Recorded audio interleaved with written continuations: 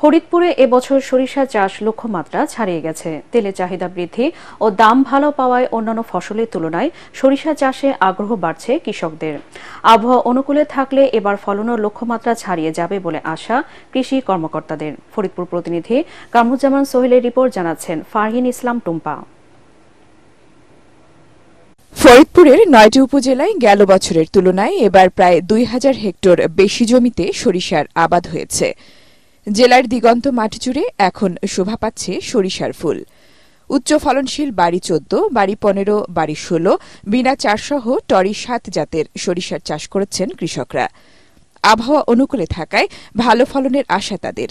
তবে সার কীটনাশকের দাম বেশি থাকায় উৎপাদন খরচ বেড়েছে বলে জানান তারা। আমার ২ বিঘা শস্য বোনায় ১৪ থেকে ৫০০০ খরচ হয়েছে। গতবার ২ বিঘা শস্য বুনছিলাম, দাম ভালো পাওয়ার কারণে এবার ৩ বিঘা শস্য করছি, ফলন ভালো হয়েছে। মানে সারের দাম বেশি, সার কিনতে পারে না, আবার পানি দিতে হয়, খেতে সেচ না দিলে হয় না।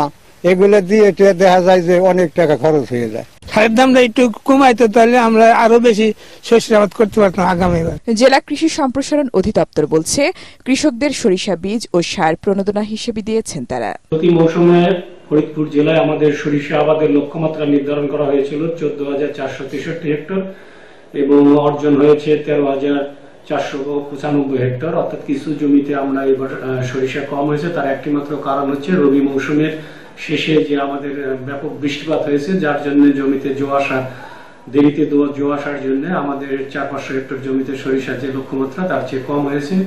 এবছর জেলায় ১৪,৪৬৩ হেক্টর জমিতে সরিষা চাষের লক্ষ্যমাত্রা ধরা হয়। Bureau report, ATN Bangla.